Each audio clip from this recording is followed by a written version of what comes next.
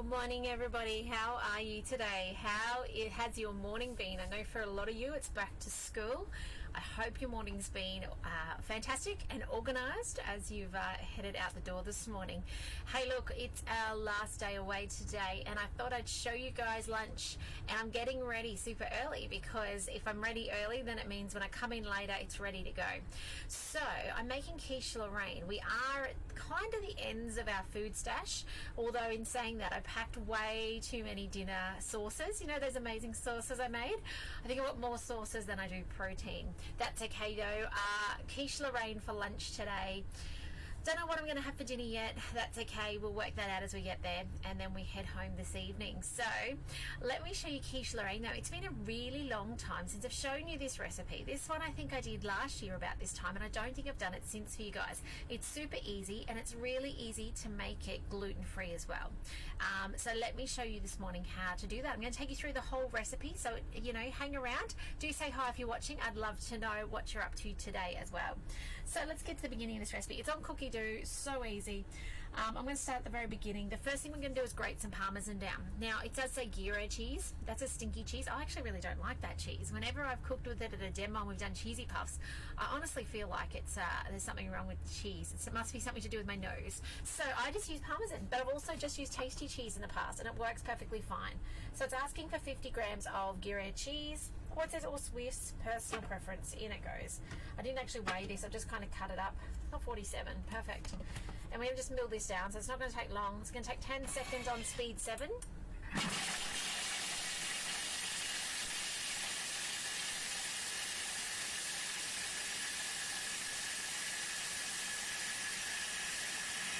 So that's going to be your topping. So this actually gets added on the very end before this goes in the oven. Alright, so we just put that aside. Now transfer to a bowl and set aside.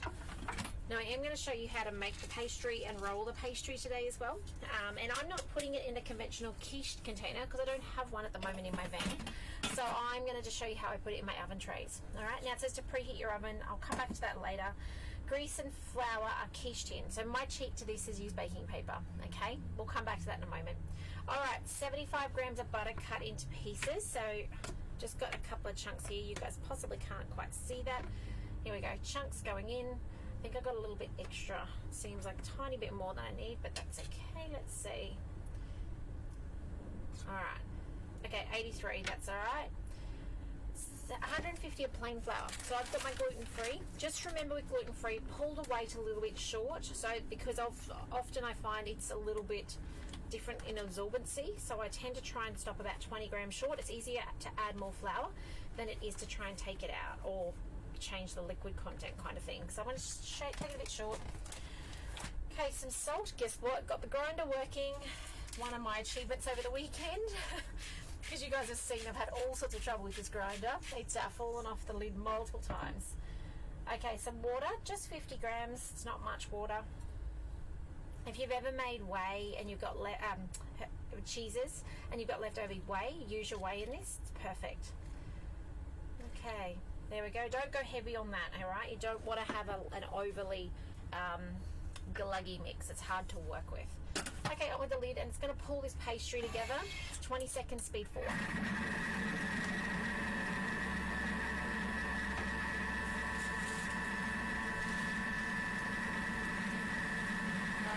so I've got 2 sheets of baking paper, and you can hear that pastry coming together beautifully. Now, and I've also got my tray out of my oven in my caravan, okay? So you can see it's not a traditional quiche container. It'll do the job though. Okay, that pastry's done. Can you believe that? This is what I love about Thermomix, guys. It is so easy. You know, we've been going for a minute. I think that's what the timer says. Yeah, 1 minute.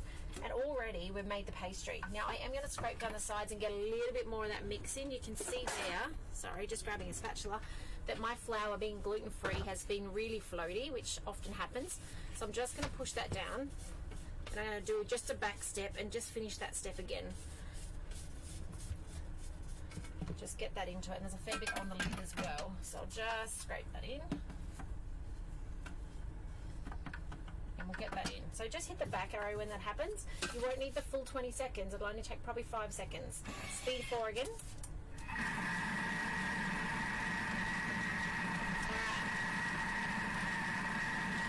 that's 5 seconds. So that's coming together, or come together nicely.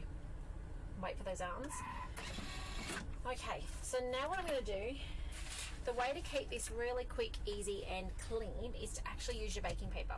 So we're going to put this mix now onto the baking paper. So actually, I'm glad I pulled that weight short, guys. It's the perfect texture. I think it would have been really sticky had I gone a bit heavier. Now, normally you'd be using bacon in this next step, and you'd be cooking it off, which is your perfect time to roll this, okay? I don't have bacon today. I've actually got ham, because we bought some ham, haven't really used it, and it now needs using. So what I'm going to do is I'm going to roll this down here. I've got some pastry. I'll do this pastry in a second. So let's just keep going through. Transfer the pastry onto a silicone bread mat and work into a ball using a rolling pin. Roll out the pastry, and then it says poke with a fork. We'll come back to that. You don't need to blind bake it, so it's ready as it is, which is awesome. Clean and dry mixing bowl. Don't worry about that. Worst case scenario, you get a little burn in your bowl. Comes off with 1 tablespoon of citric acid and 1 cup of water, which is only about a centimetre. Use your kettle feature or your Varoma if you're on a TM31 or a 5, and it'll come off beautifully. So we don't worry. So normally you would then add 200 grams of bacon cubes, some olive oil, and it would cook for 3 minutes. It's going to cook off that bacon beautifully. Drain the bacon through the simmering basket. So I've got ham, it's just roughly sliced. I'm just going to use that. So I don't need to do that. All right, so there's a little tip. And if you want to change this up and use a different protein, maybe we want to use some shredded chicken and it's already pre-cooked, then of course don't do that step. You're skipping it. How quick is that? All right, so next up we've got some eggs. We've got 4 eggs. So I've actually got 5 because I had a carton with one. I had 5 left, and I thought I'm not going to cart home a carton with 1 egg in it. So I'll put 5 in. Okay, 50 grams of milk. Now I use coconut milk, actually coconut cream for this recipe. This step's 50 grams, and you'll notice the next step's 100 grams. So I think it is. Let's just check. It's been a while. 56. It says creme fraiche. Coconut cream, guys. But if you don't have coconut cream, you could be using yogurt, you could be using sour cream, you could be using anything like that, or just it's optional. Like, you could actually leave it out completely if you wanted to. So let's just I'm just going to put some more of this in, because there's nothing worse than carrying home a mostly empty tin only to find that it's made a mess in the fridge on the way home. All right. Yeah, so there's only dribble left in it now. That's awesome. Okay, some salt. Now, you guys know when you see the word salt, it actually means veggie stock. All right, that is what that translation means, and it means putting 4 times the amount. So it says 1/4 teaspoon of salt. We're going to put in 1 teaspoon. So 4 times the amount that it originally asks for. Now it's got some pepper, and we are literally done on this step then, where we're going to mix it through. And then on with the lid. Come back on my little live, buddy. Come back in 2 minutes, please. All right, 30 seconds, speed 4. While that's happening, I'm going to adjust my camera down and show you how we roll this out. So that's going to whip up. Let's do this. So we get a second sheet of baking paper. Just push this together first so it's in a nice ball. And now we just get our second bit of baking paper, and we're going to roll it out. Oops, sorry, you guys. Oh, there we go.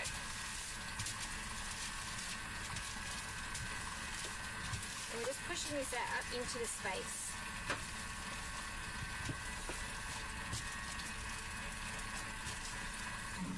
So I'm trying to make with this a big rectangle, and the beautiful thing about working with it between baking paper is you can actually push it out really nicely. Even if it was a bit tacky, it would actually push out quite easily. I've just got a gap in my bench here, which I'm trying not to lose it into. The other thing you'll notice is if you're not perfect with your sizing, it doesn't really matter in this dish, because the egg mixture kind of just takes in the space. So don't worry about if you've got a crack in your mix or things like that. Alright, I'm trying to avoid the crack in my bench, guys. Sorry if I look a little bit crazy. So I'm just pushing it around, try to make it, for me, a rectangle, but you'd be trying for a circle. Now this does not have pastry on the top, it's purely pastry up the bottom and the sides. Okay, so now, let me just see if I've got this big enough.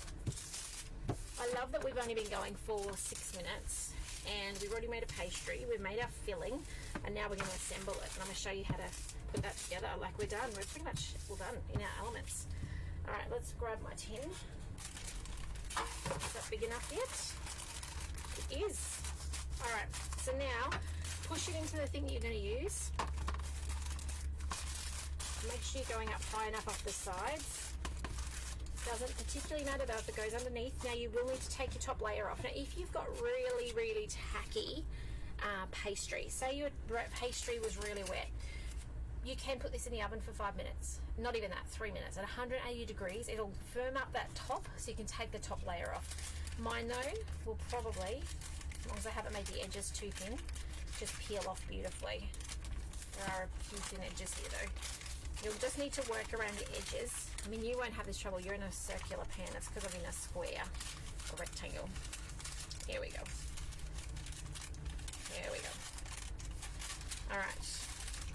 Just take your top layer off. Recycle your baking paper, guys. No need to throw it out.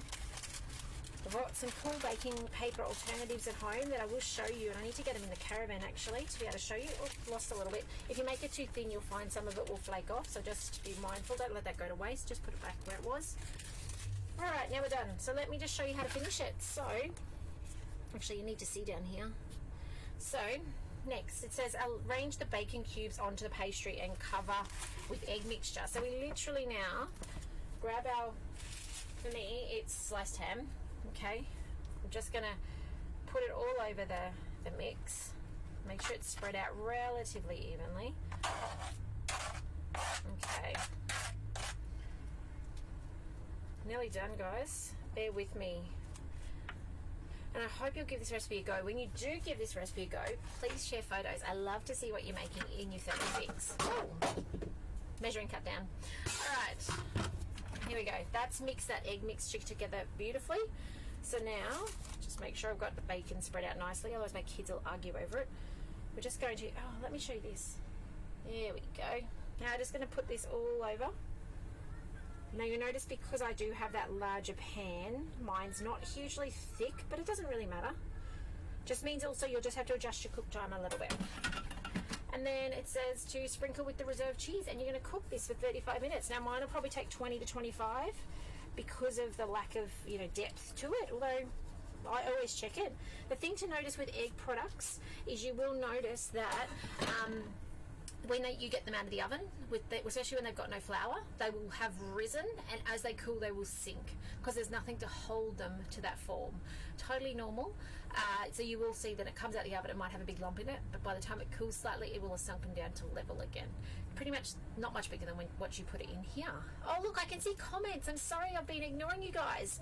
It's a different layout for some reason. The comments are on the side. So hello Carissa, lovely to have you on, and Kelly and Kim, so lovely. Thank you for joining me, and I'm sorry I haven't said hello sooner. All right, that is Quiche Lorraine. So simple. 9 minutes of a Facebook Live, which I reckon at home would take you probably 6 minutes, and you can have this in the oven and cooked in less than half an hour. How cool is that? Remember the tip though, you want to swap your veggie stock in instead of the salt, all right, in all savory recipes, every single one. Hot tip for the day. All right guys, have a fantastic day. Give me a call if I can help you with a demonstration, particularly if you've got friends and family thinking